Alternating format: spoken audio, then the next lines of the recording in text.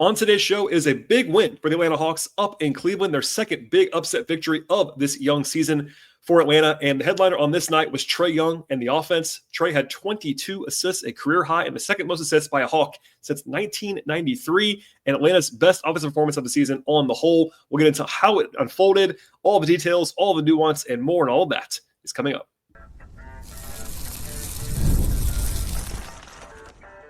You are Locked On Hawks, your daily Atlanta Hawks podcast. Part of the Locked On Podcast Network. Your team every day. Hello, friends. Welcome to episode 1855 of the Locked On Hawks podcast. I am your host, Brad Rowland, coming to you on a Wednesday evening into Thanksgiving. On today's podcast is brought to you by the folks at Robinhood Gold. Robinhood Gold provides privileges of the high net worth for any net worth. These generous benefits are available now for only $5 a month. The new gold standard is here with Robinhood Gold. Sign up at robinhood.com/gold. I want to encourage you also at the top of the podcast, as I always do, to make us your first listen each and every day here at Locked On Hawks. Please check us out and subscribe to the podcast anywhere you find your podcasts. We're on Apple and Spotify and Overcast, etc. On the audio side, we're also on YouTube. Please like this video as you are watching it on YouTube, and please subscribe on audio and video platforms while telling your friends about the podcast. And with all that said, the Hawks had a great night, honestly, on Wednesday. Final score, 135-124 up in Cleveland against the Cavaliers, and really a massive upset win. For the second time this year, they snapped a three-game skid in the process. It wasn't quite as big of an upset as it was in Boston by the point spread, but still, the Cavs were 17-1 this season coming in and unbeaten at home. And then, as we'll get into later on, the Hawks had a disastrous start in this game. They were down by 19 points in the first quarter, and then had a 24-5 run to close the first quarter. From there, they played basically pretty even for about a quarter and a half. Then they had a 13-0 run in the fourth quarter, take the lead, never gave it back. And in short, it was the best offensive performance of the season for Atlanta. They had 5 guys with 17 points or more, 8 guys with 9 points or more, and Trae Young with a new career high 22 assists, the second most by a Hawk since ever, basically, and the most since Luka Blaylock in 1993. So let's begin the game with a breakdown of the offense in a second, but just, again, broadly speaking, a great vibes win for the Hawks. Obviously, I am a proponent, if you listen to the podcast regularly, you will know this, of not getting too high or too low necessarily, especially early in the year, game in and game out. But we can all be adults here. The Hawks were not playing well. They lost 3 games in a row. The vibes were at an all-time low, at least for this season so far from Hawks fans. People were angsty. I got it. I understood it. And then, of course, you see these 2 games against Cleveland looming on Wednesday and Friday. Cleveland is 17-1, and everyone's not feeling great. And then the Hawks go into Cleveland and basically for the last 42 minutes play fantastic basketball, and suddenly things are looking up going into Thanksgiving. So we'll get into all the nuance and all the details, but I want to just start there and just say an awesome win for Atlanta. You don't want to take this too far either, but 8-11 is better than 7-12, and really their second time this year they've been really, really able to pull a big-time performance out of their hats, even when many projected that not to happen. So, all right, with that said, we'll dive into the offense now first for obvious reasons. They had a 129 offensive rating in the game. That ties their best mark of the season in efficiency this year. The other one was against what I would describe as the zombie Pelicans, the very injured Pelicans. So this one pretty obviously gets the edge over that game when you throw in all the context of being on the road against the basically full strength, or at least close to full strength. They had some guys out that were supporting pieces, but the top 4 were healthy for Cleveland, and doing this on the road on normal rest, etc., was really impressive. And there were 2 kind of headline-grabbing items on offense in this game. One, though, was the three-point shooting. So for most of the season, if you're a listener of this podcast, you will know this, the Hawks have been getting absolutely trashed at the three-point line on offense and defense, especially defense. But offensively, they have not been good on that end of the floor at all, shooting the ball from long distance. And in this game, they had a season high with 23 pointers made, a season high with 47.6% of those made, and they took the 3rd most attempts this season, which is also a good process indicator. So let's just say this. They were due for a positive shooting variance game. I am a proponent of trying to give a little bit of context on this stuff. When the Hawks are unlucky from 3, I will tell you. When they're a little bit lucky from 3, I will tell you that too. And tonight, the Hawks had the luck advantage from 3. And you need that, honestly. You go on the road against a team that's better than you, and you got to have some breaks. And the Hawks still have shooting questions this season. There's no question about that. They don't stop because of this game. And they've shot below their baseline this year for the in my opinion, overall. But the crazy thing is they shot this well Again, this well, meaning 20 of 42 from three. Trae was 3 of 13 from three himself. So he didn't shoot the ball well in this game, as he said multiple times, including an expletive on the broadcast walk-off interview. But everybody else, other than Trae, was 17 of 29 from three, which is obviously fantastic. And then even Trae, who was cold, hit 2 deep bombs in the fourth quarter that were big, big shots. And we'll come back to that later on. The other big thing, besides the shooting, was that the Hawks had a season-high 39 assists in this game.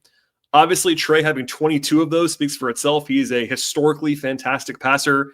He is the league leader in assists now after this game. And again, the second most assists ever for the Hawks. You can't overstate that. But the ball moved very well the entire game, not just with Trae. Jalen had 7 assists. The centers combined for 7 assists in this game. They moved the ball well. They avoided turnovers. 15 turnovers in the game, which is like an incredible number, but it was a very, very fast-paced game in terms of how many possessions there were. So the Hawks actually had a very good turnover rate in this game, which matters more than the actual volume of turnovers.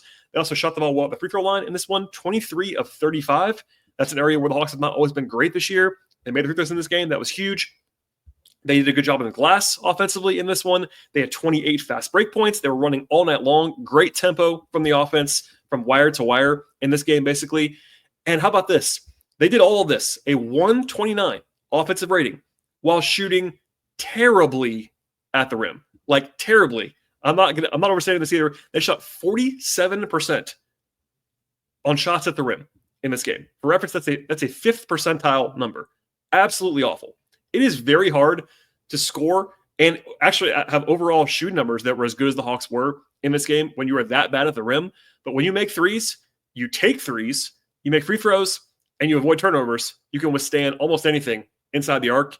And they did that in this game. They put it to the test because they shot the ball awfully. They began this game, as we'll talk about probably later on, they were 4 of 17 from the rim to begin this game. It was unbelievable. But they did everything else well, basically, on offense, and that was enough to overcome all of that. And I'm leading with the offense for obvious reasons. The defense was pretty good, actually, in this game. As funny as that might sound in a game where they allowed 124. Again, the pace was very, very fast in this one. And they had a 117 defensive rating. That's not very good in a vacuum, but Cleveland came into this game with a 123 offensive rating for the season. So the Hawks held the Cavs solidly below their normal baseline. And if I'm going to note the Hawks getting unlucky from three sometimes, as I do defensively, I strongly believe the Hawks have been unlucky from three on defense this season. No question about that in my mind. And I have to note this on the other side, they were a little bit lucky tonight defensively from three. The Cavs shot 31% from three in this game. The Hawks still allowed too many attempts, 48 three-point attempts for the Cavs in this game. That isn't a great process, in my opinion. But they actually got a little bit of regression in the meeting. That was a good time for that for the Hawks, and that was beneficial. The Hawks, though, did hold them to well below average shooting at the rim, which is very helpful.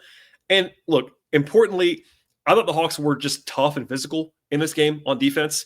They held up. They stayed in the fight the entire game. It was on the road. The officiating was not my favorite in this spot. They were letting a lot go, but they didn't wilt at all. And that's a credit to a team that's not always the most consistent and mentally tough, I don't think, in recent years. But the defense actually got better as the game went along. They had a 115 defensive rating in the second half. That's a little bit of a step forward. And then it was 111 in the fourth quarter. So they got better and better. No one went crazy for the Cavs in this game. Even Donovan Mitchell had 30 points. He needed 28 possessions to get those 30 points. So it wasn't like he was super efficient either. Darius Garland was solid. Evan Mobley was solid, but they didn't have anybody go crazy against them off the bench either. The Hawks did a really good job defensively. It wasn't elite. It wasn't perfect. For once in the last 7 games, basically, the Hawks were actually good on offense and not that great at defense in this game. But in the end, the offense finally put one together. And it was basically everyone across the board playing at least some degree of well on offense to lead the Hawks to this win. All right, that's kind of how it happened as far as the big picture is concerned. The positives, the negatives, although there were minor negatives in this game. And again, it was a lot of fun to watch. Now, after a break, we'll get to the kind of nitty-gritty of this one, the ugliness at the beginning of the game, the big runs, the back and forth, the big moments, etc. First, though, a word from our partners on the show. Today's show is brought to you by Robinhood Gold. With Robinhood Gold, you don't need a silver spoon to eat up the financial favors of the 1%. Robinhood Gold allows others to get the rates and perks usually reserved for the high society. And now the resourceful individual with Robinhood Gold can earn the very liberal rate of 4.25% APY on uninvested cash and be rewarded with a handsome 3% retirement boost on IRA account contributions. Robinhood Gold provides the privileges of the high net worth for any net worth. And these generous benefits are available for only $5 a month. The new gold standard is here with Robinhood Gold. Sign up right now at robinhood.com/gold. Terms apply. For product-specific disclosures, visit robinhood.com/gold. Investing involves risk. Rate may change. Gold membership is offered by Robinhood Gold, LLC. Today's show is brought to you by FanDuel Sportsbook. Get ready to tackle the NFL and NBA action this season with the folks at FanDuel. FanDuel is America's #1 sportsbook, and right now, if you are a new customer, you can bet $5 and get $150 in bonus bets if you win your first $5 bet. The FanDuel Sportsbook app is really easy to use, gives you everything that you actually need to place your bets all in one place, and they have all the stuff you're looking for across the sports betting space, from over-unders to point spreads, money lines, player props, game props, future bets, same-game parlays, live betting, and so much more. The app at FanDuel is safe. It's secure. They cover the entire range of sports as well. That includes the NBA, which we focus on heavily on this podcast, plus the NFL, college football, MLB, WNBA, hockey, golf, tennis, all kinds of soccer leagues. They have F1 and NASCAR, the auto racing space. They have boxing, MMA, and so much more. Now is a great time as well to sign up with folks at FanDuel Sportsbook, and the place to go is FanDuel.com to get started with $150 in bonus bets when you win your first $5 bet. That's FanDuel.com at $150 in bonus bets when you win your first $5 bet at FanDuel. Never waste a hunch. Make every moment more with FanDuel, an official sportsbook partner of the NFL. All right, and we'll get into most of this being positive for Atlanta. But the beginning of the game was essentially a nightmare, which seems like it was a long time ago now, as I'm recording this podcast late into the night on Wednesday into Thursday/Thanksgiving. But the Hawks were down 27-8 in this game after about 6 minutes. So if you didn't watch this one, if you were on holiday travel or with family, I understand that, number one. Number two, that's why I do the podcast for some reason, for some reasons. And people always sometimes ask me, like, why I do the show the way I do it. The way that I do it is basically packaged to where it makes sense to you if you've watched the game. I try to give you analysis throughout the podcast of things that I actually think and believe in the numbers, etc. And if you didn't watch the game, I'll also give you a little bit of the details that you may not have if you didn't see it. So that's kind of the thought process there. But again, it was 27-8 to open this game. The Hawks were 2 of 15 from the field and 0 of 8 on twos. 0 of 8 on twos to begin the game. The Cavs were firing on all cylinders. Basically, everything was bad. Capella had his worst end of the season, basically. At least one of the worst ends of the season for him in the first half. Risacher was struggling. It was a mess, both process-wise and results-wise. It was all bad for about 6 or 7 minutes. The Hawks didn't make a 2-point shot for more than 8 minutes to begin the game. But if you listen to the show on Monday or watch the game on Monday even, you will know that on Monday against Dallas, the bench was horrible for Atlanta. The starters were pretty good. In a game they eventually lost, the bench was a disaster. In this game, it was directly in contrast because the bench got destroyed on Monday, and tonight they came in and led a 24-5 run to end the first quarter and tie the game after a roller coaster. So in the same quarter, they were down 19 and then back to tied by the end of it. Hunter had a 4-point play when he came in. Kobe Buffkin had the best offensive stint of his career so far. He had 8 points in about 4 minutes. Bogeyed a couple threes. The Hawks were hitting, the Hawks had 8 threes in the first quarter. That was huge to get back into the game. And after that, like, if you didn't watch this, the Hawks just tied the first quarter. No, it was a total roller coaster to begin this game. But in the end, they got back to even, which was huge, huge, huge. So from there, I teased it out earlier. The Hawks played almost basically even for about 2.5 quarters. Now, the Cavs led again early in the second quarter. They had a 10-2 run. Trae got it going a little bit. He had 5 straight points in the middle of the second quarter to get his margin, the Hawks margin back to 2. Also, Trae had 5 assists by that point. Obviously, most of the attention will be on his 22 assists for the game. But one more stat here. He now has 179 straight games with 5 assists or more. That's the 3rd longest streak in the history of the NBA. Pretty good. They were pretty tight the whole quarter. There was a sequence late in the first half where Trae and Jalen combined for back-to-back lob dunks. And the second one was an awesome catch by Jalen, I thought. And then they had another long-distance connection after that for a dunk as well, because I gave a stat earlier, but I'll give it one more time. Before that, they were 4 of 17 at the rim, and that kind of improved it from there. They did, though, botch a 2 for 1 at the end of the half, which was not great. They were down by 3 at halftime, which was both unfortunate in the way that they could have been up, but also fortunate in that they could have been down by a lot. They shot 10 of 31 on twos, I should say, in the first half. That is about 30% on 2-point shots and a half of basketball, and they were down by 3 because they hit 10 threes in the first half as well. They did miss their last 4 in a row, so I was a little bit worried the Hawks were going to kind of go cold in opportune time, but they did not. And one of the underplayed stories, I think now, because he didn't play that many minutes in the second half, as we'll come back to later on, Zaccharie Risacher came out of the gate in the second half after a pretty brutal first half from him, and he scored the first 13 points for the Hawks after halftime. 13 points in a row for the number 1 overall pick. A couple threes, finishes one at the rim. After a timeout, hits another 3, had a second chance bucket. It was nice to see that after that rough first half from him. Also, I have a strong inkling that the Hawks encouraged him to stay aggressive during halftime because he came out and he was flying around, firing up shots, and I love to see that from him after a rough half in particular. From there, they were actually up a couple times in the middle of the third quarter. Trae had a stretch where he had 4 assists in like 2 minutes, basically. The lead, though, kept going away. Like they go up by 5 or 6. They blow the lead again, be down by 3 again. The Hawks did score a 7-0 run in the late portions of the third quarter. Jalen had a great behind-the-back move to set up Hunter for a 3. And they got into the fourth quarter up by 3 after a 5-for-5 3-point shooting quarter from Risacher and Hunter. And the Hawks had 30 assists through 3 quarters. Then, though, the fourth quarter had an ugly start for Atlanta. So one more dip before the rise. An 11-2 run by the Cavs to open things up in the fourth quarter, and all the deja vu was coming back in. The Hawks have been, at times this year, inconsistent, including tonight, honestly. But they did not wilt, which I said earlier, but I want to emphasize that now.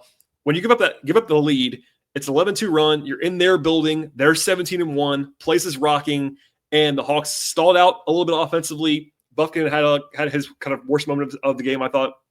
They bring Trae back in a little bit earlier than usual because they just couldn't do anything on offense. And when he came back in, they stabilized. And the Hawks got back into it pretty quickly. In fact, it was a 13-0 run to go from down 7 to up 6 mid-quarter. Risacher was really good in that stretch before he came out of the game. Hunter made a 3. Trae made a really deep 3 to cap it. And in my recollection, he hit 2 30-plus footers in the fourth quarter. That hasn't happened much this year. As he's even said, he's not shot the ball well at all, and that was a big, big, big stretch there. The Hawks, I thought, calmly and smartly attacked the Cleveland zone. If you missed it on Monday, the Hawks were terrible against Dallas' zone defense, and I'm sure that was an emphasis for Quinn in the last 48 hours, and that proved to be helpful because they were really good against the zone for Cleveland in the fourth quarter. It was also really physical, as I said before, like even more in the fourth quarter.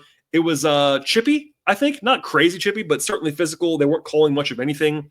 But the Hawks were trading buckets. Hunter hit a big 3 off a pass by Trae to go up by 8 with about 2:44 to go. And at that moment, the Hawks were actually in control. But of course, for this team, it was nothing easy from there because they had the ball up 7 with about 2 minutes to go and a chance to really seize control of the game, right? But then they turn it over back-to-back times. Ty Jerome hits a 3, and it's a 4-point game again. That was the one hiccup of the stretch run. But after a timeout, this is where things kind of swing your way. And again, a positive variance game in a lot of different ways for the Hawks.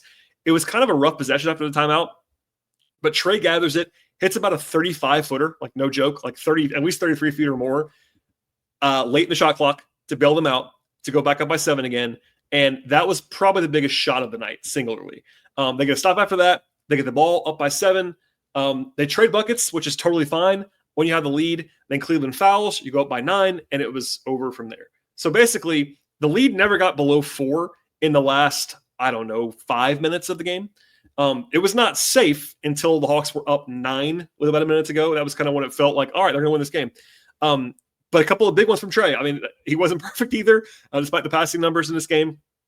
But the Hawks did a lot of things well, and that's how they led to this one. So before I get into how things unfolded as far as the player-by-player stuff at the end of the podcast, a couple of snapshots here. The bench, broadly speaking, was very, very good. I know I alluded to it earlier with how it was a direct contrast from Monday's game, but everyone on the bench, all 4 guys that played in this game, shot 50% or more from the field. They also combined to shoot 10 of 16 from 3. That is quite a contribution from your bench in a spot like this. So the 4 of them, and this is Okongwu, Hunter, Bogdanovic, and Buffkin, combined for 62 points. And they actually shot the ball well from 2 as well, unlike the starters. So it wasn't like they were incredible in the second half, but they were really good in the first half, very good in the second half as well. And overall, the Hawks just don't win this game without the bench playing that way. Hunter shot the heck out of the ball. We'll get back to Bogey in a second as well. And we'll get to all these guys individually. But I thought that was a really, really key factor. And then, of course, the passing and stuff I said before. So I wanted to at least note that because it was an important grouping. And then we'll come back in a second and talk all about the player-by-player stuff, as well as one of the topics that I was actually probably going to lead with if the Hawks lost this game because they won. I didn't do that. But the Hawks were fined $100,000 on Tuesday, and that'll be a topic I'll talk about in a second as well. First, though, over from my partners on the show. Today's show is brought to you by BILT Rewards. As a PSA for anyone who rents, if you've not heard of BILT, you're about to thank me. Earning points on rent is now a reality when you pay your rent through BILT. You don't even have to check with your landlord to start earning points that you can use towards flights, hotel stays, fitness classes, and even your next rent payment. Let me break it down for you in simple terms. There is no cost to join BILT. As a member, you will earn valuable points on rent and also your everyday spending. BILT points can be transferred to your favorite hotels and airlines, and even the ones that you have not heard of yet. There are over 500 airlines and over 700,000 hotels and properties around the world you can redeem your BILT points towards. Points can also be redeemed towards a future rent payment and unique experiences that only BILT members can access. So if you're not earning points on rent, my question is, why not? Start earning points on rent you're already paying by going to joinbilt.com/lockedonnba. That is JOINBILT, joinbilt.com/lockedonnba. Make sure to use our URL so that they know that we sent you to them. Joinbilt.com/lockedonnba. Start earning points on your rent payments today.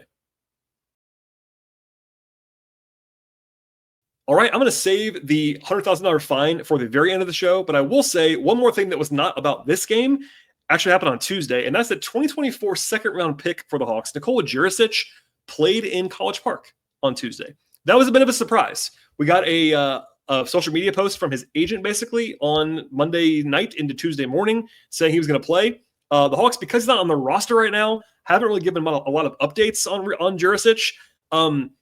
The last update that we had officially on him was that he was going to be signing in College Park, but he had been hurt since July. He had surgery, et cetera, et cetera.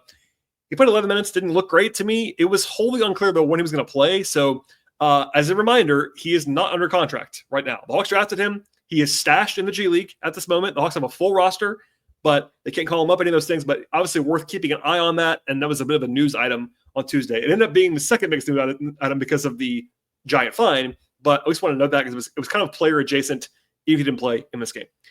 Okay, to the actual game. Again, it was 9 guys who played in this one. It was funny. I heard a little bit of less yelling about the Hawks playing these 9 guys when they won the game than if they win. I get that's obviously a joke, but still the same 9. No Nance, no Matthews, no Krejci. If you missed it before, I would be fine trying any of those 3 guys. But tonight, it was the same 9. And my opinion still is there's a clear top 8 on this roster. It was those 8 and Kobe that played in this game. That was okay with me. I'm not outraged by it. And there you go. Speaking of Kobe, 11 minutes off the bench. He only played when Trae sat, but Kobe had his most productive offensive game basically in a real setting in the NBA. 9 points on 2 of 4 from the floor, 2 of 2 from 3, 3 of 4 from the free throw line, 4 rebounds, had an assist, 0 turnovers, +6, played quite well in this one. Obviously, he's not the same kind of every down initiator that Trae is. You can see that a little bit. In the second half, he was a little bit wobbly. I have to acknowledge that. They brought Trae back in faster, but Kobe did his job and more in this game. That was great. That's what you want to see. He had the ball in his hands more often a little bit, I thought, in this game. He was confident, took the right shots. You love to see that from Kobe Buckton. So it's one game, but that was a good sign moving forward. Elsewhere on the bench, Bogey had an interesting game. 17 points on 8 shots. That's obviously great. 3 threes, got to the line 6 times, 3 rebounds, had a block shot, actually. I am still worried about his defense. Bogey's been, never going to be a great defender at this point in time. I think he was bad in this game. He wasn't as bad as he was on Monday, to be fair. But I'm a little worried, not like terrified, but certainly he's running into form, let's just say, defensively. But his shooting is so big for the Hawks. It's always been the case. The Hawks are always their best when he's available and playing well and shooting well. And he was a big factor off the bench in this one. Okongwu, 10 points, 5 rebounds, 4 assists, 2 blocks.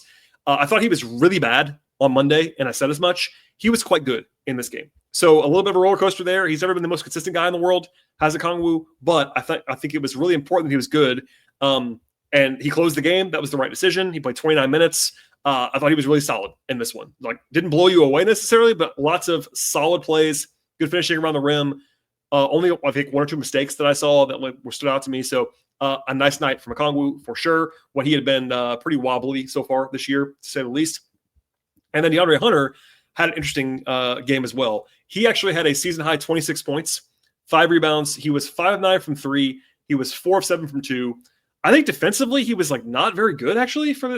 Not that he's it was weird. He wasn't bogey bad, but it was not his best defensive game, I didn't think. But he made shots, and that was obviously big. Plus 11 off the bench for Hunter, and another shot in the arm there. And look, the offense is a lot better when you got guys like Hunter and Bogey making shots. They are your second and third best shooters. Well, best shooter and Bogey. I think Hunter's the third best shooter probably on the roster right now. So not a huge surprise, but it was helpful that they made shots. And again, as a tandem, they shot the heck out of the ball off the bench. That was huge in this game. To the starters, the guy who played poorly, in fact, the only guy I would say like was actually not good today, was Capella. 2 points, 9 rebounds, did have 3 assists, but was 1 of 7 from the floor. Clint Stevens was actually totally fine, I thought, in this game, which is helpful. But offensively, it was a roller coaster. Like, even as resident Capella defender, like, he was not good on offense in this game. Very obviously, it wasn't just the shooting; it was just the decision making. It's funny because it suddenly it sort of reverted as the discussion back to like, oh, Capella's terrible. Like, guys, he's been their fourth best player this year, I would say. Overall, he's clearly been their best center this season. Tonight, he was not, and Quinn, to his credit, closed with Okongwu, and that was the way to go on this game. Like, Okongwu was much better, but notably, the one guy who's really struggled was Capella. Elsewhere, Risacher, 17 points in 17 minutes. And of course, I got questions about this, and I have the same question. Like, why did he play so little? So, number one, he only had the one great stretch in this game in the third quarter, which definitely is worth pointing out. I have no real issue with the Hawks not fully trusting Risacher to close a close game on the road in Cleveland. That doesn't bother me. What I don't understand quite yet is that he didn't play for a long time in the middle of the first half and the middle of the second half in particular. He had it going in the third quarter, and I'm not always the ride the hot hand guy. Like, there is sometimes where you want to do that, sometimes where it's okay to not do that. But I thought he didn't play enough in the second half, even with acknowledging that I was cool with him not closing the game. I have speculated before. I'll speculate again now. I think the Hawks might have some sort of minutes limit on him from the training staff. That's my guess / estimate. No one has said that, but I read between the lines pretty well with this team. I think they're trying to limit him a little bit, just as a 19-year-old skinny kid, first season, long season. But he was huge in the third quarter, like when the Hawks were not like lighting it up necessarily other than him. He was really big there. And then defensively, he continues to play really, really well. Like, I don't think, in fact, I know most rookies, especially rookie wings, rookie perimeter players, are not good defensively. And he's been really solid, which is really encouraging for people like me that like the little things. Obviously, that doesn't draw the headlines. Him scoring 17 points will get the bulk of the attention in this one, but I think he's still been playing like a pro defensively, which is really encouraging. Elsewhere, Dyson Daniels, 12 points, 10 rebounds, a career high for Dyson rebounding, 2 steals and a block for Dyson as well. He was not a great finisher in this one. I think he missed his first 5 2-point attempts, but he made 2 of his last 3. Hit 2 threes as well. I thought he was good in this game, especially defensively. He bothered Mitchell at times. He bothered Garland at times when he's playing against Garland. So I liked what I saw there from Dyson. Offensively, like, he still has some weaknesses. Obviously, the finishing hasn't been the best, especially the floaters, but I thought he was good in this one. Jalen Johnson, 22 points, 9 rebounds, 7 assists, a steal and a block, plus 10, 7 of 12 on 2s, 2 of 4 from 3. I thought Jalen was really, really good offensively in this one, in particular the passing was popping for me. And when he's assertive offensively, it really, really shines. I still think defensively, his off-ball stuff has really not been good this year. I am sure the Hawks see the same thing that I'm seeing on film with that. But he just has to get better there and locked in more and more attentive defensively. But the flashes are still there. He was a starter's best, plus 10 in this one, and played well on the whole, even with the defensive not being fantastic. And then lastly, Trae Young, 20 points on 20 attempts, so not great efficiency-wise. 4 rebounds, and the money stat, 22 assists. That's a career high, of course. Number 2 all-time for the Hawks. 5 turnovers is obviously really good compared to 22 assists. And here's a crazy stat for you. He came into the night averaging 11.9 assists per game, which is obviously a lot of assists. Now it's 12.5. So he jumped more than a half assist in game 19 when he's played all but one game so far this year. No qualified player in the NBA has averaged as many as 11.9 assists per game in a season since 1994-95. So basically, it's not a guarantee that he keeps his pace up by any means. There's a reason why full seasons are harder to do than 20 game seasons. But Trae is currently on pace to have the most assists per game in a long time. And he's leading the league now. He wasn't leading the league a couple days ago because it was still Jokic, but now Jokic is down to 10.9. So now Trae actually has about a 1.6 assist lead as I'm doing this. That is not everything. And Trae, again, said multiple times tonight, post-game, including with an expletive, that he's not shot the ball well this year, and he's 100% right about that. The floater has been kind of just gone for whatever reason this year. I'm assuming he'll come back at some point in time. From three, he missed 10 threes in this game. He was actually 3 of 5 on twos. But two biggest shots tonight. Obviously, the biggest shot of the night was probably that deep one in the fourth quarter. And another one that was deep as well. So big night for him. He wasn't perfect. The passing is criminally underrated still somehow after all these years. He's the best passing guard in the league, and it's never discussed. But 22 assists. What else can you say? Okay, that is it for the actual game breakdown. One more time, I'll just say, awesome win for Atlanta. Obviously, I want to give you the nuance, good and bad, after every game. But the big picture takeaway is this is a great win for the Hawks, and there's no ifs, ands, or buts about it. So there you have it. Last thing is the $100,000 fine that the Hawks were given by the league on Tuesday for violating the player participation policy with Trae Young for the Cup game 2 weeks ago in Boston. If you remember this, the Hawks won that game in shocking fashion. It is still the biggest upset of the season by point spread in the NBA by a comfortable margin. But Trae was ruled out the day before with the Achilles tendonitis. I will stop here and just say this. I reported this yesterday. I reported this multiple times on this podcast. It is an actual injury for Trae Young. And the league did not say otherwise in their statements. What the league did say and rule was that Trae Young could have played in the game in Boston, which they, I think, are basing, from what I've heard, on the fact that he's played in every game before or since. Not unreasonable. Could Trae have played physically? I think probably yes. We've seen that since then. And the policy of the NBA states that, quote, teams must ensure that star players are available for the national TV and NBA Cup games, end quote. Trae is a star player because he's been an all-star in the last 3 years. That is what qualifies him, and he obviously has been. So anyway, Trae is banged up and clearly not 100%.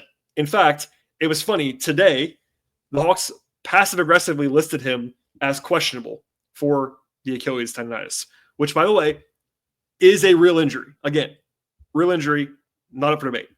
Trae talked about this on the record last week after missing a game. Scouts that I talk to across the league that don't always see them every time like I do, like everyone agrees he's not his full self physically right now. John Hollinger, good friend of the podcast from The Athletic, who lives in Atlanta. He's based there. He says the same thing. He said the same thing today in a public podcast. Like, I'm not making this up. Trae Young is not 100% healthy. But the Hawks did not do themselves any favors here. Let's just say the Hawks are not happy about this. They were actually pretty angry. I won't use the word that I was going to use. The Hawks are not very happy about this fine. Now, does it matter? No, it's just money. Whatever. Tony Russell can pay the fine. But they don't like this is not a tepid reaction. They're not pleased with this. What I will say is the team made a mistake, in my opinion, by not listing him at all in the injury report for the next game. I think obviously they were doing what they were told to do by the league. And what the league has basically said, if there is no chance the guy's not going to play, don't list him. And I'm sure they would note that they had 2 days off after the game, which is notable, but they could have, and in my view, they should have listed him on the injury report after that so that there was no scrutiny about it. The fine, again, doesn't really matter, but there were people in the league that I talked to around the league. They felt like the NBA was making an example of the Hawks, which is whatever. They were bothered by I would say the team is bothered by the inconsistency of it all, basically, in part because Trae actually is banged up. They weren't just sitting him out for no reason. And also because of the way that other stars have been handled this year, like Joel Embiid and Giannis missed the game on Tuesday. Like, it seems to be a little bit targeted to Atlanta. I have to say so myself. But yeah, what I would say is rarely do I hear the actual frustration from like everyone I talk to about the Hawks, about this in the organization. But they were not happy. They felt singled out, et cetera, et cetera. Does this really matter? No. But it's just one of those things. And it made the rounds and people were silly about it. He is still hurt. It is what it is. But he was not like physically incapable of playing, and that levied the fine, and we'll leave it there for now. Okay. That's all I have on today's podcast, but there is a rematch between the Hawks and the Cavs on Friday afternoon in Atlanta. Bizarre game. To my recollection, I don't remember the Hawks playing in an afternoon game on Black Friday ever in my time covering the team, 14 years. Who knows? Maybe I'm wrong about that, but I don't remember that at all. It is the NBA Cup finale for Atlanta. So, yes, I saw this on Twitter tonight, actually. Yes, all things equal, you would have rather won the game on Friday than Wednesday, because the Cup does matter to some people. People don't care about it. I get it. People do care about it, though. The Hawks do care about it to some degree. With that said, you can win on Friday. It's not like you're not allowed to. I understand they won the game in upset fashion tonight. The Hawks will be underdogs, I'm sure, on Friday, even at home. But we've just seen the Hawks can beat the Cavs. That just happened with similar rosters, I would imagine, on Friday. And the Hawks will win the group in the NBA Cup if they win and Boston beats Chicago. Now, that's not a guarantee at all. Boston, Chicago play later that night. And here's the thing. Boston will have every incentive to win the game, which is helpful for Atlanta. If the game didn't matter to Boston, it'd be a little bit more worrisome. First, though, if you're the Hawks, you have your own path. If you win on Friday at home against Cleveland, you are right in the mix, and you'll be favored to make the quarterfinals. If you lose, it's over. You got the split this week. Nothing wrong with that. It is what it is. But for the NBA Cup purposes, it's a must-win for Atlanta. Taking a step back, I wrote this yesterday, so I have to be true to it now. I wrote it on Patreon at patreon.com/BT Rowland. I also wrote it on my Locked On Hawks newsletter, which you can sign up for right now, that a split would be awesome for the Hawks in these two games. And I meant that. I mean, it's just logical. Obviously, you want to win both games. But given the Hawks were 10-point underdogs tonight in Cleveland, getting one of the two would have been a good result in itself. But now you try to get greedy. Doesn't mean you're going to win on Friday. Again, they'll be underdogs, but it's a winnable game. It's at home, sleepy spot in the afternoon, et cetera, and we'll see how the Hawks respond. All right, I'll sign off now. I'll just say this. Number one, happy Thanksgiving to everyone listening to the podcast. Hopefully you are enjoying your Thanksgiving time. But I appreciate you listening to the show and supporting the show, and I'm very thankful and grateful for your support on this podcast.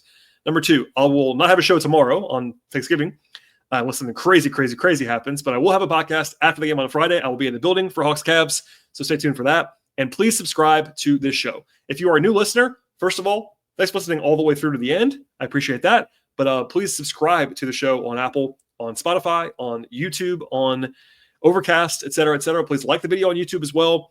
Rate, review, and please, if you are around your family or friends this weekend, you're not always around, if they're Hawks fans, share the podcast with them. That'd be huge.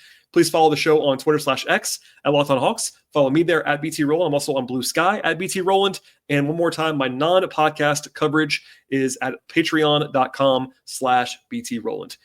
All right, that's all I have. Thanks for listening to the show, everybody. Enjoy your holiday weekend, and we'll see you all next time.